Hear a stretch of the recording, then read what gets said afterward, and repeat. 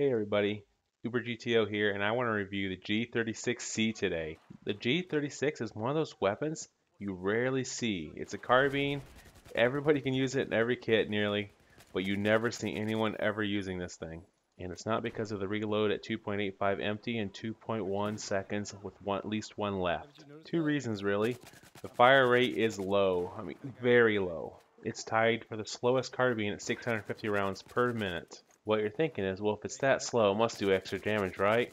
Nope, it does a pretty standard 25 maximum and 15.4 minimum, which isn't anything different than most other carbines. So slow fire rate and no extra damage, well then the recoil has to be amazing. And for the most part, you're right, the recoil is amazing. This thing is a laser beam. It's very, very good at range. One of the reasons I do love using it, but at the same time, it's not actually the best. The AK-5C in many situations is better and shoots slightly faster than this. The G36C's one redeeming quality is it has next to no spread increase compared to other weapons, which again is great for shooting at distance versus other weapons. You can really pop people at any kind of distance you would ever want to try to use a carbine at and kill them. So when using this weapon, you have to play to that advantage. You need to keep your range, or you need to be very, very sneaky. That's why I always use a suppressor with this. Slapping on a suppressor will slow down your bullets that are already moving fairly slow, but your ability to flank people and not run out of ammo since you're shooting slow enough is great if you can flank well enough, which is what I try to do when using this weapon.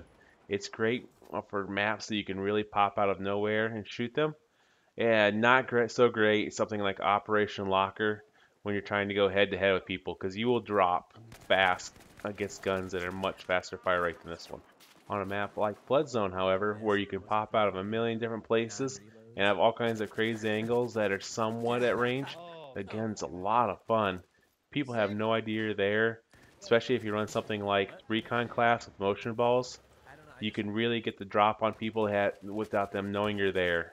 Without stealth and running around with teammates that don't have suppressors, you're going to find yourself outgunned fairly often because this thing just can't keep up with many other weapons unless you're fighting at range where you can really make those rounds count and of course try to make those all body and head shots.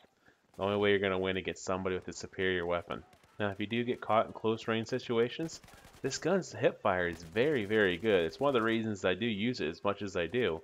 And this currently is my second most used weapon because, well, I love my hip fire. It's laser accurate distance shooting. It also equals laser accurate hip fire.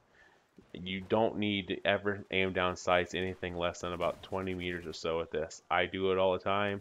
Sometimes by reflex I will look on the sights, but man, this thing's hip fire is great.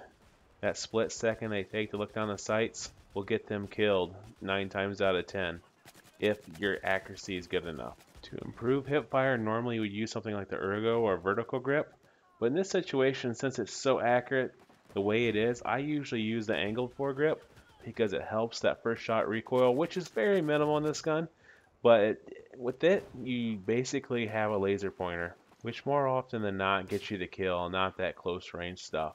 You need to be spacing yourself out better if you're running into those situations more or using a different weapon. As far as sights go, I've been using just the plain old red dot, mostly because I haven't got the battle pack relock of the Cobra or the Coyote.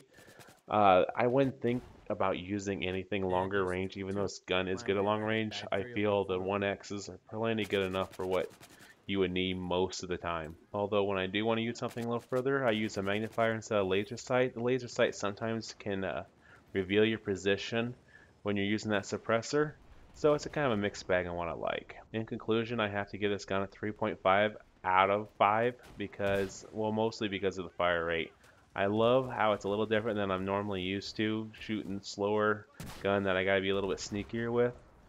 But I tend to not use anything like that. I love my fast fire rate guns, and this is a little bit too slow for me most of the time.